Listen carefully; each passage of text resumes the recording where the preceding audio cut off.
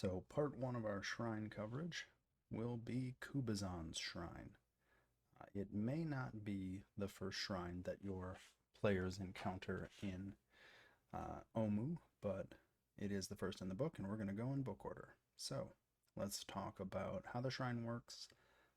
Then I'll share some of my experiences and some of my thoughts about how you could make this shrine different, tweaked, more interesting, whatever.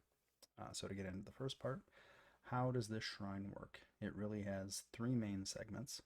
The first part is section 3A, which is the Froghemoth pool.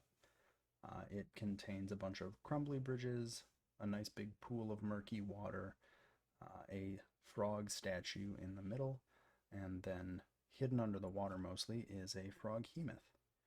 The key thing to note here is the Froghemoth is supposed to attack anyone who disturbs the pond or goes to the door. So that's one thing to keep in mind as your party navigates this. The second is in the middle of this frog statue thing in the middle, there is a key, and that key will bring us to the second part of the shrine, which is a locked gate that has some phrases in Old Omuan over the top that hopefully should give some hints to what's going to happen to get in, how to work through the shrine. I'm not sure that the hint is actually all that useful, because I think it's quite possible to follow the warning and still have bad things happen. But it's better than nothing. So if you get the key from the frog, you can open the door at 3B, and then as you enter the room, you'll see a room full, it's a giant pit with a whole bunch of spikes that, of course, do damage if you fall on them.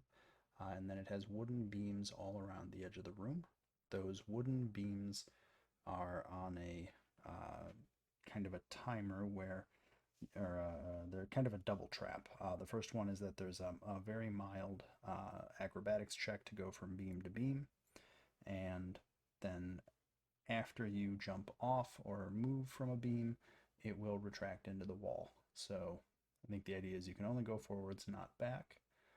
And then finally, at the end of getting around these beams, you get to the pedestal, which has a puzzle cube on it. And in Indiana Jones fashion, if you take the cube off without replacing something of a similar weight, the door slams shut and locks, and poison gas begins to fill the room. So that's the basics. You gotta get past this, get past the pond, get the key, get through the door, get through the beam puzzle, if you want to call it a puzzle, and then either mitigate or soak the trap and get back out somehow. So how did my parties approach this? I had two parties that took very different approaches. One party mostly did it as you would expect. They fought the Froghemoth, got the key, opened the door. The difference here is I have an Aarakocra ranger in that party, so he just flew across. Then when the door locked and they came back to the other side, the people on the outside of the door responded to the banging from the inside by unlocking it, and it all kind of worked out pretty well. The second party kind of broke this whole thing wide open in a couple interesting ways, some of which maybe aren't rules as written, but I let it go. What they did is completely avoided the pond altogether, and then when they got to the door, they used stone shape to make a hole in the door, and then made it across the beams without much problem, and they set off the poison gas trap, but because there was a hole in the door, they just crawled right back out and went on their way. So I think this is a good point for all the shrines. If you are going to allow something to modify the walls or modify the doors, it may really change how some of these shrines work out. So if you have people that like to use magic to solve their puzzles, just be aware that there may be some fun getting around a lot of the traps. Some thoughts on how to run this shrine. I think at this point in the campaign, a froghemoth, depending on what level your party is at, may be very threatening or may really not be that threatening at all. So a couple of ways you can tweak this. Uh, when this whole thing starts, the froghemoth only has an eye stalk above water, which means the water is pretty deep. Deep enough to force underwater combat if you want to.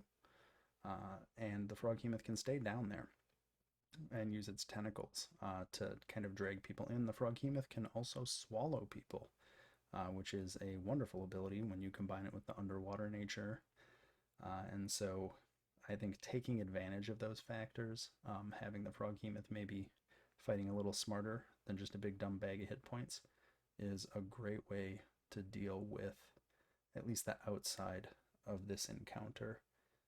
As far as the trap room itself goes, it's a pretty mild set of traps inside the shrine, and I don't think it's going to cause too much problem. I think the one challenge you might have is if the players all go inside. I think this becomes much worse because depending on how you want to play it, maybe there is no keyhole on the inside of the door and they just have to take the poison damage. Otherwise, I think it's not quite so bad. Somebody bangs on the door, they open it. So those are just some thoughts on this shrine. And I think that covers Kubazan's shrine. So, thanks.